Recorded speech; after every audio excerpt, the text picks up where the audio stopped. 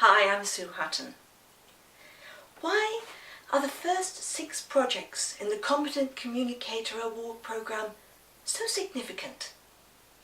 I aim to demonstrate to you that those first 6 projects form the basis of public speaking. I wanted to inspire you to continue with your Toastmasters award programmes so that you will grow in confidence as a public speaker. Now, every year, Toastmasters International holds an international speech contest. It's open to members all over the world. It's also the only contest that has a qualification. Every entrant must have achieved Project 6 in the Competent Communicator Manual. I had a light bulb moment. Now, any presentation you give has 2 components.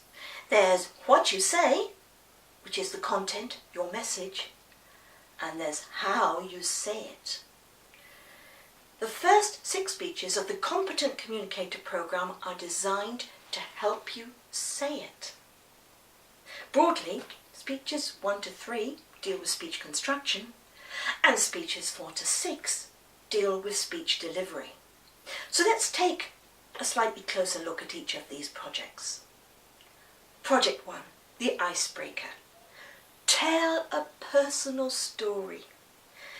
It's the story that you're most confident with, the one that you know best, and it has a logical beginning, middle, and end. So if you're ever in doubt as to what to use for a speech topic or how to get a message across, tell a personal story.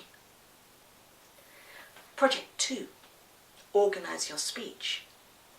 You may have moved on from the personal story, but you still use that logical structure, the beginning, the middle, the end.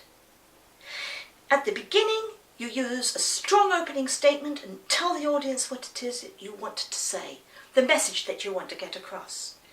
You use the body of the speech to logically develop your ideas, presenting facts and figures as necessary, and then you conclude with a strong closing statement summarising what you said. Project 3, get to the point. Now, your speeches will all have this same logical structure, but they also have 2 types of purpose. There's the general purpose and the specific purpose. The general purpose is your intent. Do you want to entertain or inform, persuade or inspire? Choose that intent and use it as a framework on which to hang your speech, so to speak. The specific purpose relates more to what you actually want to say. Before you ever even put pen to paper to write an outline or compose a structure, write down a 1-sentence summary of what your speech is about. That is your specific purpose. You'll find that everything will flow from that. It'll be a lot easier to organise your speech, building on what you've learned in previous projects. And if your topic is something that you know something about, you'll also be able to connect better emotionally with the audience. Now, speech 3 is the one where Toastmasters recommends that you try not to use notes. The reason is that notes, though they can be very, very helpful, can also be distracting to the audience because you're looking down and you're looking up. You're looking down and you're looking up. You break the connection.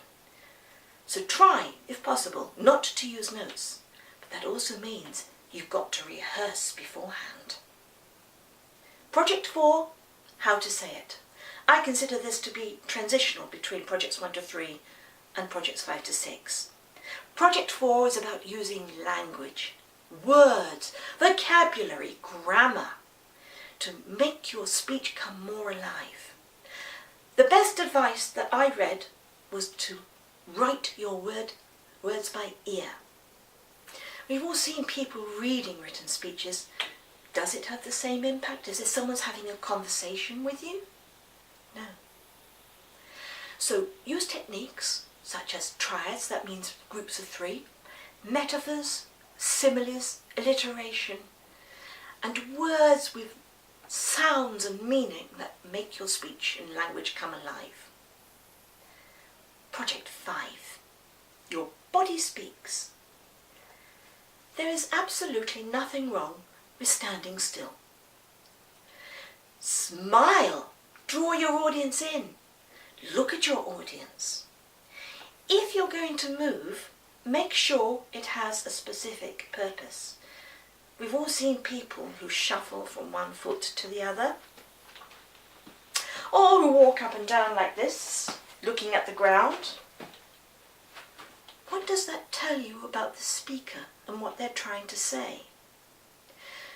For me, it means that they haven't really quite rehearsed enough, so that they've lost that nervousness that comes with fidgeting.